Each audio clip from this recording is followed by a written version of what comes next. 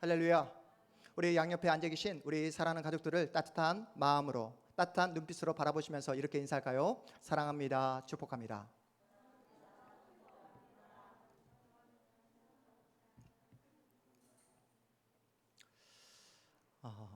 제가 최근에 목사님들 그 독서 모임을 가지게 되었는데요. 그 독서 모임에서 최근에 읽었던 책이 뭐냐면 신학 실종이라는 책을 읽게 되었습니다. 데이비드 웰스가 지은 신학 실종이라는 책을 읽게 되었는데, 여러분, 신학 실종 제목만 들어봐도 이 책이 무엇을 우리에게 말하고자 하는 내용인지 어느 정도 짐작이 되어지시죠?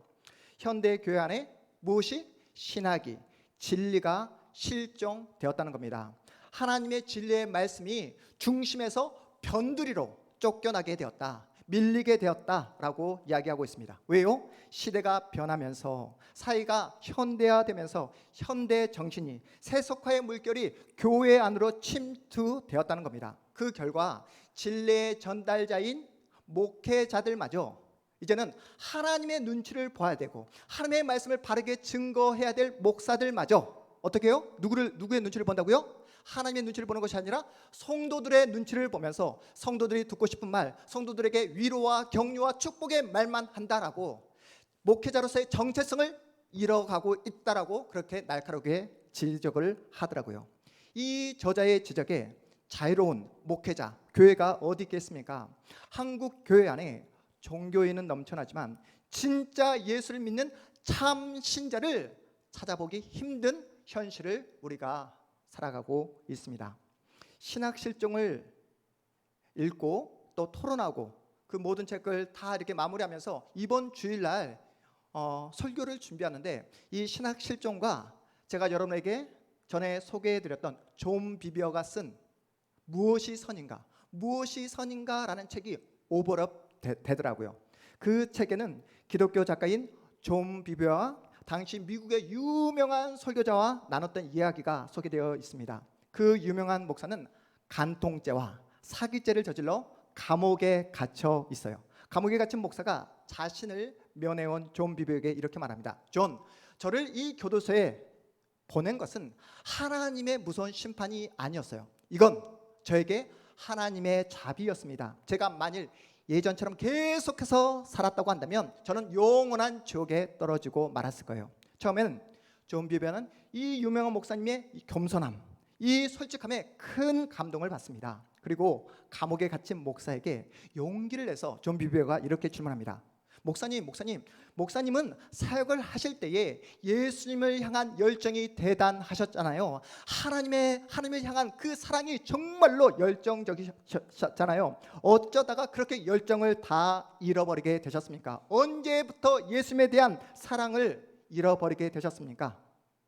저는 단 한 번도 예수님에 대한 사랑을 잃어버린 적이 없습니다. 예상치 못한 이 유명한 목사님의 그 대답에 존 비비어가 어쩔 줄 몰라 합니다. 간통죄와 사기죄로 감옥에 갇힌 목사가 어떻게 저렇게 뻔뻔스러운 말을 할 수 있단 말인가 생각하며 다시 되묻습니다. 목사님, 무슨 뜻입니까? 목사님은 사기죄를 저질렀잖아요. 거기다가 심지어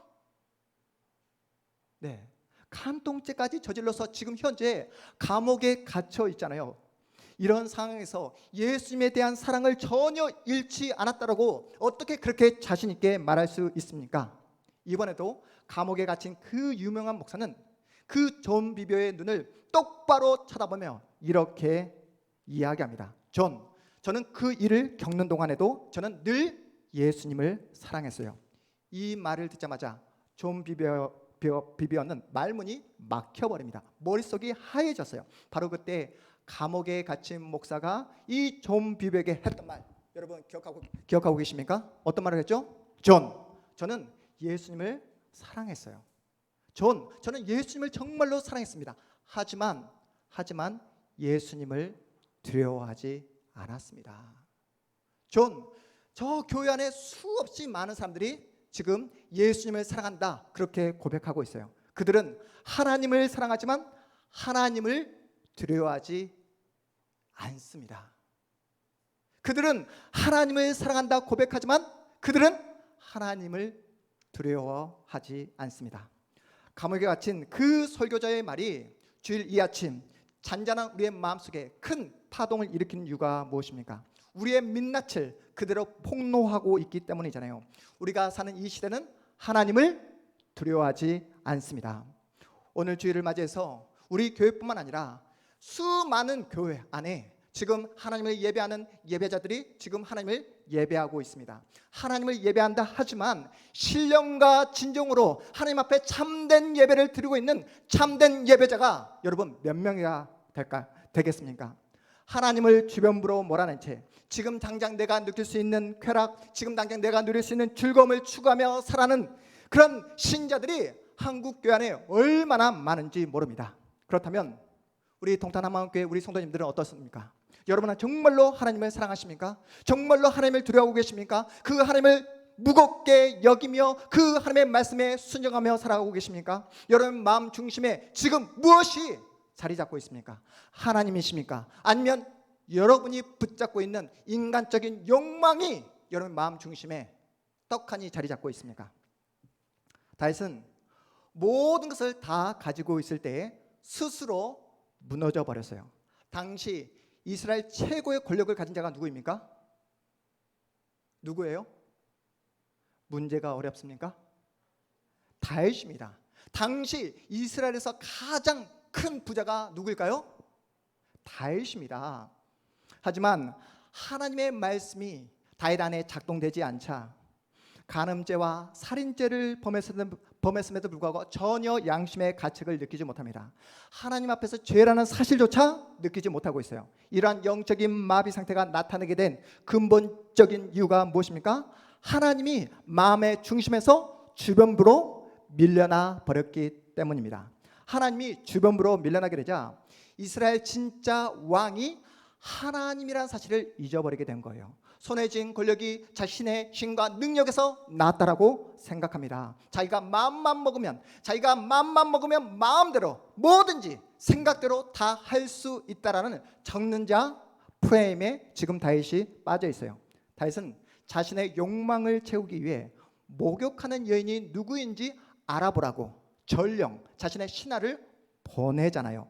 바세바가 임신했다는 그 소식을 듣고 확실한 알리바이를 만들기 위해 군대 장관 요압에게 바세바의 남편 우리아를 보내라고 명령합니다. 우리가 여기서 주목해서 봐야 할 동사가 바로 보내다라는 동사예요. 어떤 동사요? 보내다. 다윗은 자신의 지위와 그 모든 권력을 다 동원해서 사람을 보냅니다. 무엇을 채우기 위해서요? 무엇을 채우기 위해서? 자신의 비뚤어진 그 욕망을 채우기 위해서요. 하나님이 주변부로 밀려나게 되자 자신이 지금 무슨 일을 꾸미고 있는지조차 인식하지 못하고 있습니다. 하나님의 말씀이 전혀 작동되지 않는 다윗에게, 영적으로 마비된 다윗에게 하나님은 하나님의 사람 누구를 보내시죠? 누구? 나단 선지자를 보냅니다. 우리 본문 1절 말씀 함께 읽어보겠습니다. 1절입니다. 시작. 여호와께서 나단을 다윗에게 보내시니 그가 다윗에게 가서 그에게 이르되 한 성읍에 두 사람이 있는데 한 사람은 부하고 한 사람은 가난하니. 여호와께서 나단을 다윗에게 어떻게 했다고요? 다윗에게 어떻게 했다고요? 보내시니. 성경은 보내다라는 이 동사를 통해서 이스라엘 진짜 왕은 다윗이 아니라 누구이다? 여호와 하나님이란 사실을 명확하게 천명합니다. 다윗의 인생, 다윗의 운명이 다윗의 힘과 능력이 있는 것이 아니라 하나님 손안에 있음을 다시 한번 명확하게 보여주고 있는 그런 말씀이에요. 그래서 나단 선지자를 보냅니다. 나단 선지자는 영적으로 마비된 다윗에게 너 죄 지었지, 너 간음죄 지었지, 너 살인죄 지었지, 이렇게 처음부터 죄를 지적하지 않습니다. 하나님을 주변부로 몰아내 버렸을 때 어떠한 영적인 그 마비 상태로 빠지게 되는지, 어떠한 자리까지 떨어지게 되는가를 비유를 통해서 설명하고 있어요. 우리 함께 우리 본문 우리 1절 하반절 말씀부터 우리 4절 말씀까지 함께 읽어보겠습니다. 1절 하반절. 한 성읍에 이 부분부터 함께 읽겠습니다. 시작. 한 성읍에 두 사람이 있는데 한 사람은 부하고 한 사람은 가난하니 그 부한 사람은 양과 소가 쉼이 많으나 가난한 사람은 아무것도 없고 자기가 사서 기르는 작은 암양 새끼 한 마리뿐이라. 그 암양 새끼는 그와 그의 자식과 함께 자라며 그가 먹는 것을 먹으며 그의 잔으로 마시며 그의 품에 누움으로 그에게는 딸처럼 되었거늘 어떤 행인이 그 부자에게 오매 부자가 자기에게 온 행위를 위하여 자기의 양과 소를 아껴 잡지 아니하고 가난한 사람의 양 새끼를 빼앗아다가 자기에게 온 사람을 위하여 잡았나이다 하니. 여러분, 지금 나단 선지자가 다윗에게 비유로 이야기하는 이 이야기가 머릿속에 그려지시죠? 어느 마을에 부자와 가난한 사람이 함께 살고 있었어요. 그 부자 집에는 양떼, 소떼가 많이 있었습니다. 이에 반해 가난한 사람에게는 오직 뭐밖에 없었다? 암양 새끼 한 마리밖에 없었어요. 그런데 어느 날 부잣집에 행인 한 사람이 찾아옵니다. 여러분, 여기서 찾아온 그 행인 한 사람은 누굴까요? 누굴까요? 누구요? 예수님이요? 네, 이 행인 한 사람이 누구요? 네, 예수님이라고 하면 큰일 나는데, 네, 바로 죄라는 녀석이 찾아옵니다. 그렇다면 부자는 누굴까요? 이스라엘의 최고의 부자? 다윗입니다. 다윗의 마음 가운데 뭐가 찾아왔다? 행인, 죄가 찾아온 거예요. 그런데 이 부자가 자기 마음에 찾아온 그 죄를 대접하기 위해 자기가 가지고 있는 소떼 양떼를 잡아서 그 죄, 그 행인에게 대접한 것이 아니라 자기 집 바로 옆에서, 그것도 너무나 가난한 암양 새끼 한 마리밖에 없는 그 암양 새끼를 가지고 있는 그 가난한 사람으로부터 그 암양 새끼를 빼앗아 그 행인에게 대접해 버렸다는 이야기를 나단 선지자가 다윗에게 들려줍니다. 나단 선지자가 이렇게 이야기했으면 여러분 들어 먹어야 하잖아요. 바로 거꾸로죠. 하나님 앞에 회개해야 맞잖아요. 그런데 다윗이 보인 반응이 무엇입니까? 우리 본문 5절 6절 우리 함께 읽어보겠습니다. 시작. 다윗이 그 사람으로 말미암아 노하여 나단에게 이르되 여호와의 살아계심을 두고 맹세하노니 이 일을 행한 사람은 마땅히 죽을 자라. 그가 불쌍히 여기지 아니하고 이런 일을 행하였으니 그 양 새끼를 4배나 갚아줘야 하리라 한지라. 다윗은 분노합니다. 분노하고 있어요.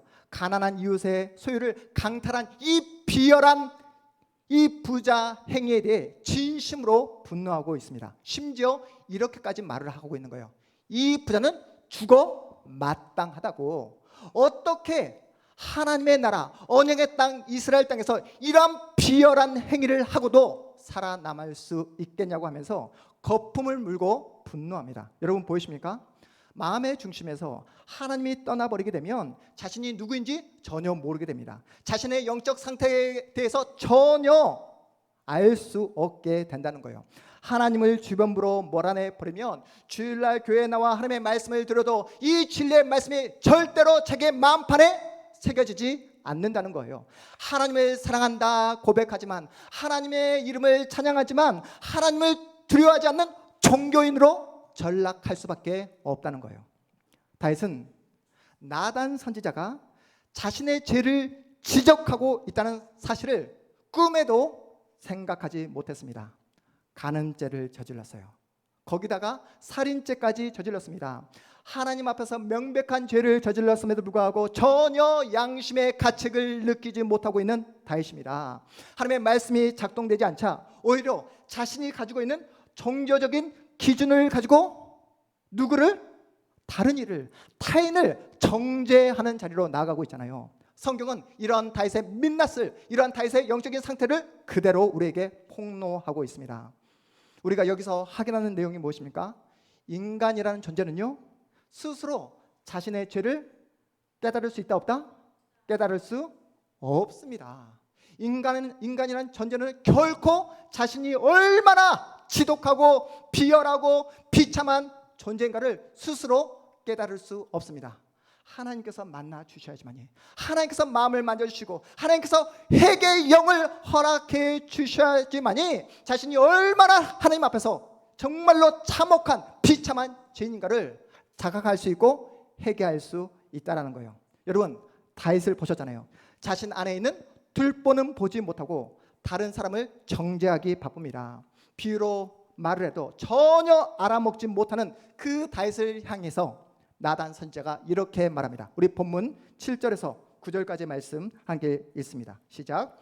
나단이 다윗에게 이르되 당신이 그 사람이라. 이스라엘의 하나님 여호와께서 이와 같이 이르시기를 내가 너를 이스라엘 왕으로 기름 붓기 위하여 너를 사울의 손에서 구원하고 내 주인의 집을 내게 주고 내 주인의 아내들을 이스라엘과 유다 족속을 내게 맡겼느니라. 그것이 부족하였을 같으면 내가 내게 이것저것을 더 주었으리라. 그러한데 어찌하여 내가 여호와의 말씀을 업신여기고 나 보기에 악을 행하였느냐. 내가 칼로 햇사람 우리아를 치되 암몬 자손의 칼로 죽이고 그의 아내를 빼앗아 내 아내로 삼았도다. 자신의 죄를 지적해도 전혀 알아먹지 못하고 오히려 분노하고 하나님의 말씀을 지키는 공의로운 왕의 행세를 취하고 있는 그 다윗을 향해 나단 선지자가 바로 당신이 그 사람이라, 당신이 그 사람이라 다윗의 죄가 무엇인지 정확하게 지적합니다. 성경이 밝히고 있는 내용이 무엇입니까? 다윗이 지금까지 하나님을 잘 믿어 오다가 단 한 번 바세바 사건으로 넘어진 것 때문에 다윗의 죄를 지적하고 있는 것이 아니라는 거예요. 간음죄를 지어서 죄인이 된 게 아닙니다. 살인죄를 저질렀기 때문에 다윗을 향해서 죄인이라고 지목하고 있는 것이 아니에요. 지난주에 말씀드렸던 것처럼 다윗의 존재 자체가 어떤 존재다? 죄악 덩어리다. 다윗이라는 이 존재 자체가 죄악 덩어리임을 폭로하고 있습니다. 당신이야말로 죽어 마땅한 죄인입니다. 이렇게 지적합니다. 여러분, 다윗이 영적으로 마비된 이유가 무엇입니까?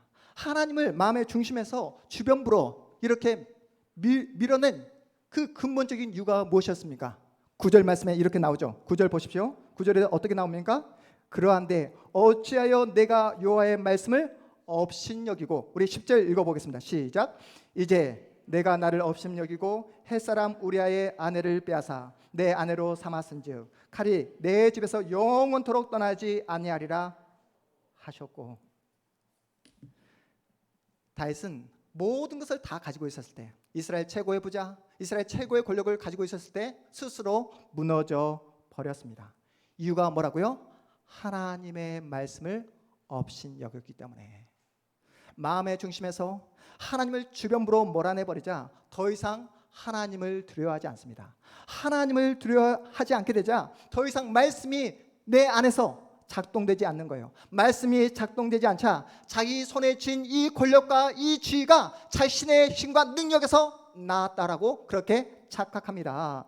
그래서 자신이 가진 그 지위를 이용해서 욕망을 채우는 데 급급합니다. 간음죄를 저질러요. 그 간음죄를 감추기 위해서 살인죄도 서슴지 않았던 것입니다. 다윗은 자신의 탐욕을 채우기 위해 동원한 방법이 바로 간음죄, 살인죄였던 것입니다. 여러분, 하나님의 말씀을 업신여기게 되면 반드시 어떻게 된다고요? 하나님이 내 마음 중심에서 주변부로 밀려날 수밖에 없습니다. 그러면 반드시 지금 여기 눈앞에 보이는 것에 여러분이 마음을 빼앗길 수밖에 없습니다. 지금 바로 여기 눈앞에 보이는 것에 여러분이 집착을 하게 되면 여러분, 진리가 아니라, 생명이 아니라 감각적이고 쾌락적인 것을 추구할 수밖에 없습니다. 다윗이 떨어졌던 그 탐욕의 자리로 떨어질 수밖에 없다는 거예요. 여러분, 제가 지금까지 사역을 해오면서 얼마나 많은 성도님들을 만났겠습니까? 정말 다양한 분들을 많이 만나게 되었는데요. 성도들을 만나게 되면 목사님 저에게 이런저런 이야기를 다 하십니다. 네, 목사님 이거 목사님만 알고 계셔야 돼요. 지금까지 단 한 번도 그 누구에게도 제가 이야기해 본 적이 없는 그런 제 안에 있는 치부입니다. 허물입니다. 목사님만 알고 계셔야 됩니다 라고 이야기하시면서 자신의 치부까지, 지금까지 숨겨왔던 그 모든 그 허물까지 이야기하셨던 성도님들이 계셨습니다. 하지만 자신의 죄를 솔직하게 고백하면서도 이렇게 말씀하시는 성도님들을 지금까지 제가 목회하면서 단 한 번도 만난 적이 없습니다. 목사님, 제 마음 중심에 돈이 자리 잡고 있어요. 목사님, 저는 돈을 너무 좋아합니다. 아니, 돈을 너무 사랑합니다. 저는 돈이 하나님보다 더 좋습니다. 돈을 쓰는 재미가, 돈을 쓰는 그 소비의 이 재미가 하나님께 기도하는 것보다, 하나님의 말씀을 보는 것보다 훨씬 더 기쁩니다. 저는 지금 돈에 너무나 많은 관심을 가지고 있어요. 제 자신에게 돈을 너무나 많이 쓰고 있습니다. 돈에 대한 사랑, 돈에 대한 집착과 그 욕심 때문에 제 영혼이 망가지고 있습니다. 돈에 대한 잘못된 사랑 때문에 하나님과의 관계가 어긋나고 있어요. 제 안에 탐욕이 자리 잡고 있습니다. 목사님, 저를 위해 기도해 주십시오. 이렇게 이야기한 성도님들을 제가 지금까지 목회하면서 단 한 번도 만난 적이 있다 없다? 없다는 거예요. 여러분, 돈이 힘을 가지고 있다는 거 아십니까? 돈은 정말로 강력한 힘을 가지고 있습니다. 나는 밧세바를 범하지 않았다고 자랑할 게 아니에요. 나는 우리아를 살인하는 그런 살인죄를 범하지 않았다고 안심할 게 아니라는 거예요. 내 마음 중심에서 하나님이 주변부로 밀려나게 되잖아요. 어느 순간 죄라는 행인이 여러분의 마음을 사로잡아 버립니다. 다윗이 죄라는 행인에게 마음이 사로잡혀 버렸을 때 탐욕의 자리로 떨어진 것을 여러분 보셨잖아요. 탐욕의 자리에 떨어지게 되면 하나님 없어도 살 수 있지만 돈 없으면 단 하루도 살 수 없다라고 그렇게 믿게 됩니다. 우리끼리 있으니까 솔직하게 여러분 하나님께 간절하게 기도하는 간구의 내용, 기도의 내용이 무엇입니까? 하나님 없어도 살아갈 수 있는 환경을 열어달라고, 더 이상 하나님을 찾지 않아도 될 만큼 그런 부유한 환경을 허락해달라고 여러분 기도할 때가 얼마나 많습니까? 우리 청년들, 여러분 하나님께 무엇을 기도하고 있죠? 우리 청년들 하나님께 무엇을 기도하고 있습니까? 이 땅에서 마음껏 누릴 수 있는 돈, 그것도 내가 원하는 만큼, 그것도 내가 원하는 때에 풍성하게 허락해 주옵소서. 이렇게 기도하는 청년들도 있을 겁니다. 하나님, 저 말고도 하나님께 기도하는 사람들이 얼마나 많습니까? 우리 동탄 한마음교회도 김 집사님도 계시고 박 집사님도 계시고 조 집사님도 계시고 노 집사님도 계시고 조 집사님도 계시는데 하나님, 저는 더 이상 하나님 귀찮게 해드리고 싶지 않습니다. 그분들 기도 들어주시고 저는 이번 한 번만 한 방에 끝내주십시오. 더 이상 하나님 찾지 않도록, 더 이상 하나님 귀찮게 해드리지 않도록 한 방에 저의 기도를 응답해 주십시오. 이렇게 기도하고 있지 않냐고요. 여러분에게 하나님은 어떤 분이십니까? 여러분의 삶에 유일한 분이 하나님 맞습니까? 여러분의 삶에 참된 소망, 참된 안식처가 하나님이 맞냐고요. 우리는 입으로는 그렇게 고백합니다. 찬양도 그렇게 합니다. 그렇지만 우리가 살아가는 모습을 보면 하나님이 나의 참된 소망인지, 나의 삶의 목적인지, 삶의 정말로 완벽한 안식처인지 우리가 삶으로 그 하나님을 고백하지 않을 때가 너무나 많더라는 거예요. 솔직하게 우리는 언제부터인가 하나님은 내 마음의 중심에서 주변부로 밀어낸 채 우리의 마음의 안식처는 어느 순간 돈이 되어버렸고, 건강이 되었으며 어느 순간 눈에 보이는 아파트와 자동차가 내 마음의 안식처로 자리 잡고 말았잖아요. 그러면서 어떤 생각을 갖게 됩니까? 나는 왜 아무개만큼 잘 살지 못할까? 난 왜 이렇게 가난하게 살았까? 내가 타고 다니는 자동차는 왜 이렇게 작을까? 나는 아직도 왜 나만 이렇게 철진한 옷만 입고 다닐까? 날마다 엄청난 음식물 쓰레기를 버리면서도 굶게 될까 봐, 길바닥에 내앉게 될까 봐 걱정합니다. 자신이 현재 과거에 비해 얼마나 잘 있고 또 잘 먹고 잘 살고 있는지에 대해 전혀 감사하지 않습니다. 과거에 비해 비교할 수 없을 만큼 풍족하게 살아가고 있지만 항상 다른 이와 비교하면서 열등감에 상대적 가난에 허덕이며 살아가는 분들이 우리 주변에 얼마나 많은지 모릅니다. 팀 페레스가 쓴 나는 4시간만 일한다. 하루에 몇 시간만 일한다? 나는 4시간만 일한다 라는 책에 이런 내용이 나옵니다. 미국에서 큰 사업체를 운영하는 CEO가 극도의 스트레스로 인해 불안 증세와 불면증으로 시달리고 있었어요. 의사가 하는 말이 이대로 살아가다가는 당장 쓰러질 수 있고 당장 죽을 수 있으니 바로 브레이크를 걸고 당장 휴식을 취하십시오 라는 그 의사의 경고의 말에 따라서 이 미국인 CEO는 모든 회사 일을 잠시 멈추고 스탑하고 멕시코 한 그 마을에 휴가를 떠나게 됩니다. 휴가를 보내러 왔지만 한순간도 회사 걱정 때문에 제대로 된 휴식을 취할 수 없게 되었어요. 그래서 침대에 누워서 엎치락뒤치락 하면서 이렇게 하는데 계속해서 고민이 되어서 그냥 침대에서 일어나서 이제 그 바다가 보이는 부둣가로 나가게 되었습니다. 그 넓은 부둣가에 달랑 어부 한 명이 탄 작은 배가 보이는 거예요. 그 배 안에는 큼지막한 물고기가 몇 마리가 있었습니다. 그 미국인 그 사업가는 멕시코 어부에게 이렇게 말을 건넵니다. 이 물고기를 잡는데 얼마나 많은 시간이 걸렸습니까? 멕시코 어부가 말을 하기를 얼마 걸리지 않았습니다. 그러면 바다에 더 오랫동안 머물면서 더 많은 물고기를 잡지 그러셨어요. 저는 이것으로 충분합니다. 가족들과 함께 나누고 또 이웃들과 함께 나눠줄 이 물고기로 충분합니다. 그러면 남는 시간에 무엇을 하십니까? 다시 미국인 사업가가 이렇게 묻습니다. 아이들과 놀아주고 아내와 대화를 나누며 마을에 사는 친구들과 즐겁게 시간을 보내고 있습니다.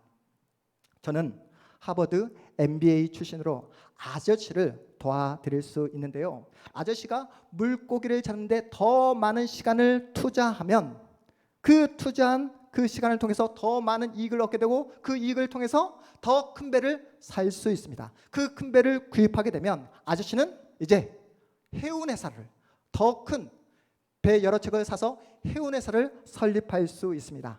잡은 물고기를 가지고 통조림 공장도 만들 수 있습니다. 결국에는 아저씨가 제품과 가공 그리고 유통까지 손을 댈 수 있는 거예요. 물론 아저씨는 이 작은 어촌 마을을 떠나 멕시코 시티로 자리를 옮길 수 있고 결국에는 구명의 도시 미국 뉴욕까지 진출할 수 있습니다.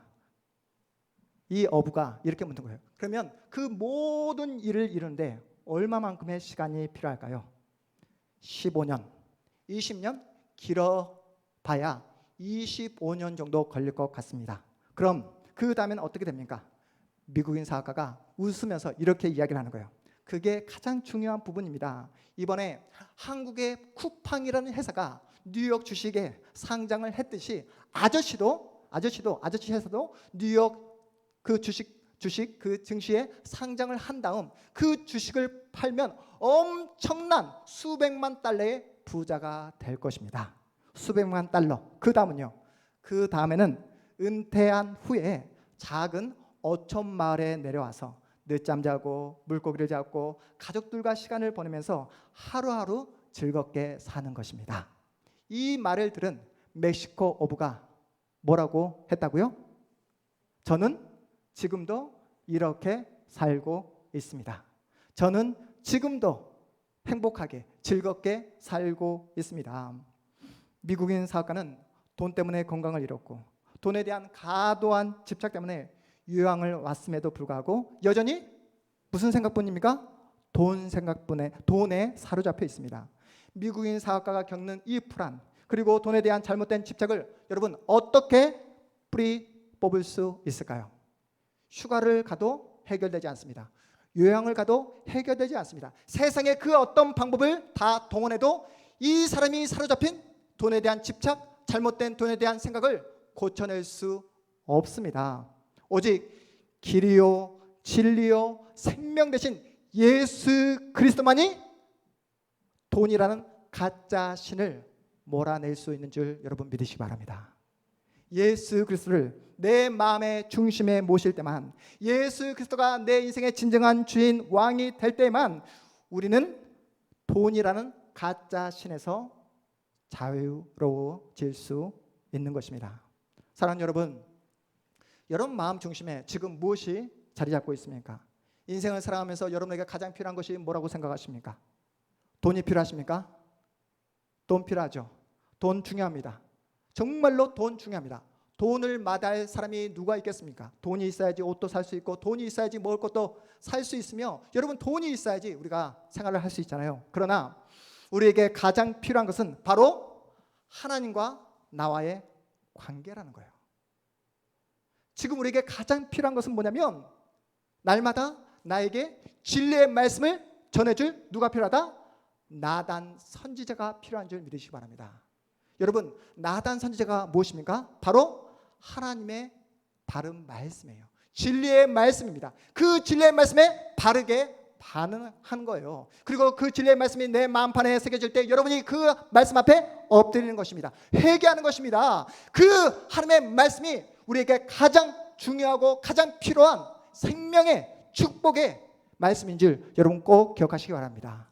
그 말씀을 통해 하나님은 오늘도 우리에게 은혜를 허락해 주신다는 거예요. 여러분, 우리 동탄 한마음교회를 한번 보십시오. 우리 양옆에 한번 보시기 바랍니다. 양옆에.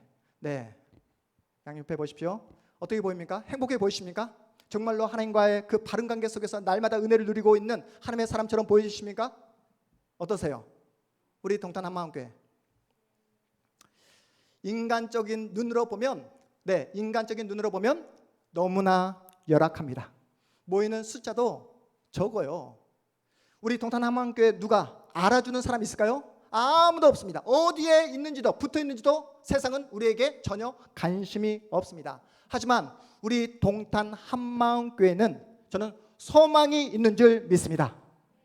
우리 동탄 한마음교회는 내일이 있는 줄 믿습니다. 제가 왜 이렇게 자신 있게 말할 수 있을까요? 왜요? 우리는 작지만 열악하지만 이곳 가운데 하나님의 역사, 하나님의 은혜, 하나님의 임재가 있는 줄 믿으시기 바랍니다. 우리가 이 예배를 통해서 작은 예배당에서 드리는, 하나님께 올려드리는 예배이지만 우리 예배를 하나님께서 전능하신 우리 주 예수 그리스도께서 여러분이 드리는 이 참된 예배를 지금도 받고 있는 줄 믿으시기 바랍니다. 돈이 주인이 되어버린 이 시대 앞에서 돈 모두가 돈의 혈안이 되어버린 이 세상 속에서 우리는 어떻게 살아가야 될까요? 어젯밤에 목사가 오늘 이 설교를 어떻게 우리 성도들에게 잘 적용할 수 있을까? 어떻게 하면 이 사무엘하 12장 말씀을 어떻게 여러분에게 마음판에 잘 새길 수 있을까? 고민하면서 우리 아들하고 침대 위에서 이제 잠을 청하면서 이야기를 하게 됐어요. 우리 아들 이한이가 이렇게 말하는 거예요. 아빠, 저는 돈이라는 이 지폐가 정말 종이밖에 되지 않은데, 그냥 복사하면 여러 장 이렇게 쓸 수 있는데 왜 돈 때문에 사람들이 눈물을 흘리고 또 상처받고 심지어 자살까지 하는지 잘 모르겠어요. 이런 말을 하더라고요. 돈 때문에 형제들끼리 싸우고, 돈 때문에 왼수가 되고, 돈 때문에 상처받고, 돈 때문에 마음 아파하는, 눈물을 흘려야 되는 이런 세상 속에서 여러분 어떻게 여러분에게 허락한 그 믿음을 유지하며 또 하나님을 바라보는 영광을 돌리며 살아가시겠습니까? 우리 믿음으로 이 시간 오른손을 불끈 쥐고 이렇게 선포해 보았으면 좋겠습니다. 내 인생의 참된 주인은 하나님이십니다. 시작. 내 인생의 참된 주인은 하나님이십니다. 여러분, 이렇게 힘없이 매가리 없이 이렇게 선포해서야 내일 가면 하나님보다 돈이 최고지, 이렇게 살아가지 않겠습니까? 다시 한번 주먹을 불끈 쥐고 내 인생의 참된 주인은 하나님이십니다. 예수님만이 내 삶의 이유가 되십니다. 믿으십니까? 저는 우리 동탄한마음교회 우리 사랑하는 성도님들이 돈을 사랑하기보다 하나님을 정말로 사랑하셨으면 좋겠습니다. 돈을 두려워하기보다 하나님을 두려워하기를 주님의 이름으로 축복합니다.